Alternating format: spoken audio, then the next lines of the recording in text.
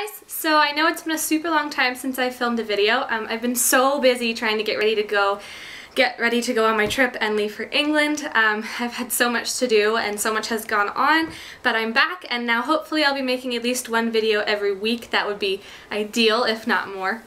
Because I want to keep you guys all up to date on what's going on and what's going to happen.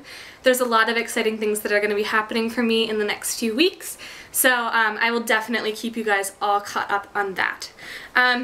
Just to catch you up on kind of like what's been going on in the past few weeks, last Saturday, so I guess it's almost a week ago now, was my going away party. That was so much fun.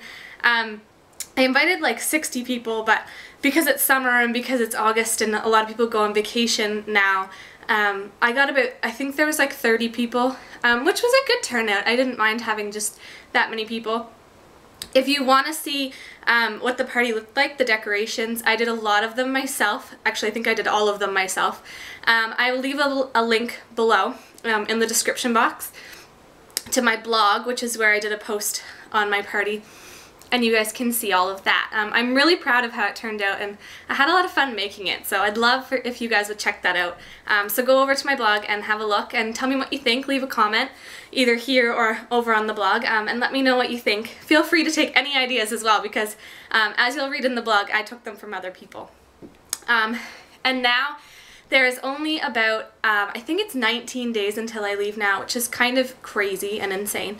But I'm really excited and I have kind of started packing, but not really. I'm kind of procrastinating a bit on that. I just don't really like packing, I never have.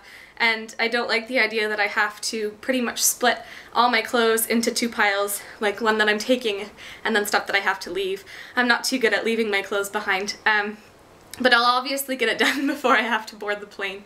But I have 19 days, which sometimes seems like a lot of time and other times seems like no time at all. Considering I have all of my weekends booked until I leave, that's kind of scary to me. But I know that I'll get it all done. Today I really wanted to do a video for you guys. I've thought of starting a new sort of series, I guess you could call it, of like my top 5s. It's just something quick and easy that I could do, and it's something that like you guys can share with me if you have top 5s. And I just think it'd be something fun for me to do for you guys. So today I wanted to share my top 5 do's for moving to another country. I definitely have learned over the past 18 months that there are do's and there are don'ts of what to do when you're moving to another country. Obviously, when I started this, I had never moved to another country before. I've never even moved to another house. I've lived in this house my whole life, and I've never had to pack that much. I've never had to decide where I'm going to live, where I'm going to go grocery shopping, what bank I'm going to use. It was just always sort of, my family decided that and that's what we did. So this is kind of a whole new territory for me. So this week I thought I'd share the do's with you. Next week I'll share the don'ts because, I mean, I want to stay positive, so I'll do the do's first for sure. So I will start with number 1 and we'll make our way through the list. And if you guys have any do's that you want to share with me about your experience, maybe if you've moved to another country, please leave them in the description box below because I would love some advice from other people. So let's get started with my list.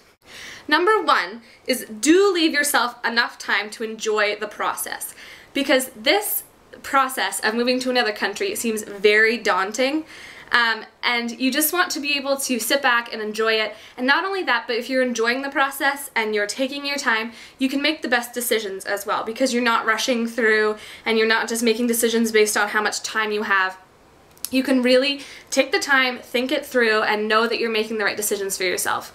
I applied for school last year in September. I had originally decided what schools I was going to go to in like July, but I couldn't apply until September, and when I did, I knew that I had thought about it for months and knew that I was making the right decisions for myself.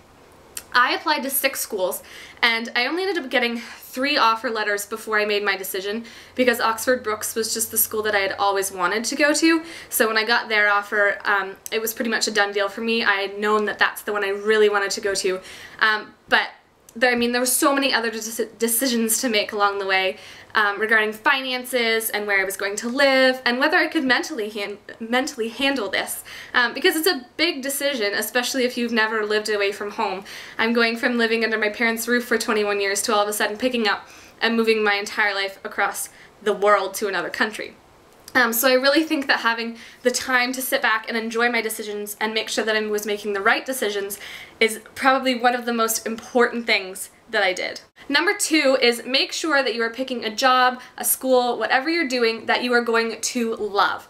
Because you do not want to go over there, spend all the money to travel to another country, spend all the money on tuition for school, and hate what you're doing. That was one of the biggest fears for me, because when I went to school here, I started out thinking I was going to love my program because I'd always loved being in the arts. So I picked an arts degree. Come to find out, I hated it because it was way too vague for me, and I didn't enjoy the school at all. I didn't enjoy the atmosphere, I didn't enjoy the people, it just wasn't for me. Thankfully I was on scholarships, so I didn't really have to pay that much, and my parents weren't that upset when I decided to drop out. But this time around I'm paying a lot more, and I wanted to make sure that I was doing something that I was going to love forever. So it took me a long time to go through all the degrees and think of all the possible jobs I could have and choose publishing. And I'm really excited that I did, because I feel like I'm really going to love it, and I just get more and more excited about it every day. So I think that's definitely important. I mean, you don't want to go to school and then come out of it with a degree that you're not really going to use because you don't like the job. Number 3 is language. Make sure that you can speak the language of the country that you're going to. I don't have any personal experience with this, but one of my best friends moved to France, and she only ended up spending maybe a week there because it was just so difficult to not be able to speak the language.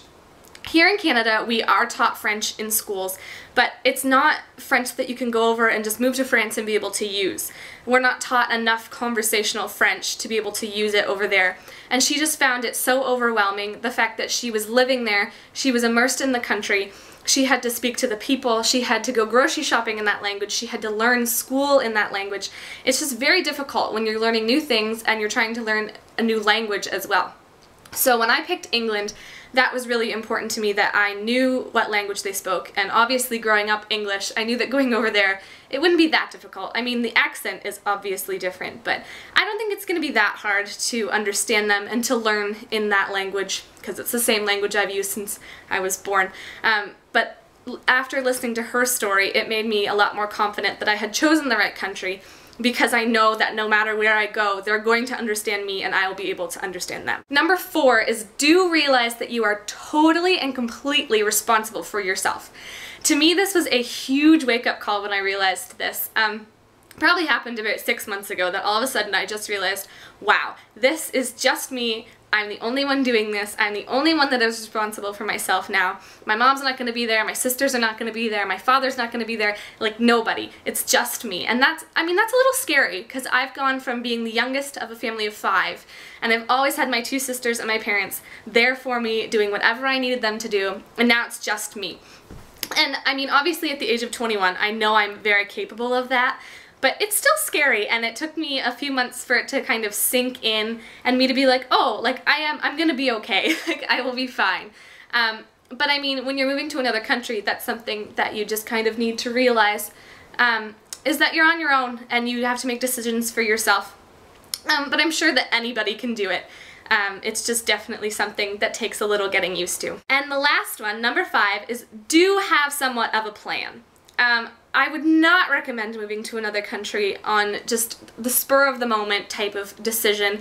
This is something that needs time. You need to know where you're going to live, you need to know what you're going to be doing, you need to have a visa. That's probably one of the most important things.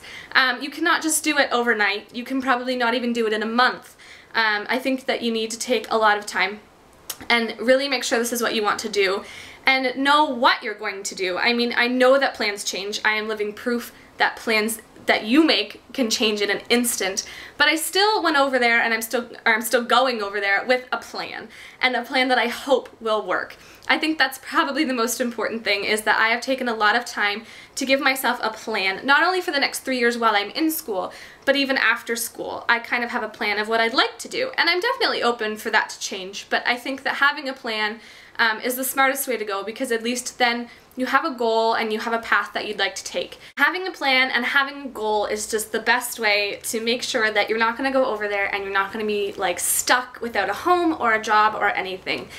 So I feel like that having a path to take and having goals is just really important to make sure that you get the most out of moving across the country or to another country or wherever you're going. So that is my top 5 for this week, my top 5 do's of moving to another country. I hope you guys really enjoyed them, and I hope that maybe you learned something from them, and that you can take my advice and maybe use it for yourself. Like I said, if you guys have any advice for me, I would love to read it. You can leave it in the comment box below, and I will definitely read it. I have loved to hear other people's stories and other people's advice about moving across the country, because this is definitely not something that you can do on your own. You need to listen to other people, and you need to take their advice, because if they've done it, then they understand how hard it is, and I think that that's really important. Other than that, please subscribe to my channel, because I would love to share this journey with you guys. I'm getting really excited, and I am getting so excited to make more videos and share everything with you guys. You can also follow me on Twitter or on Instagram, which I will leave both of those in the description box below. As well, like I said, go check out my blog, because I've been posting a lot on there about my summer bucket list, about my party, and I will continue to post on there when I'm not able to make videos. That's pretty much it for today, guys. I will definitely keep you updated from now on. Like I said, there's only 19 days left, and that's kind of crazy. But I will definitely be making another video next week. I will share the don'ts with you, which are quite interesting. They've been something that I've been learning over the past 18 months. But yeah, I will talk to you guys then, and I hope you guys have a really wonderful day. Bye!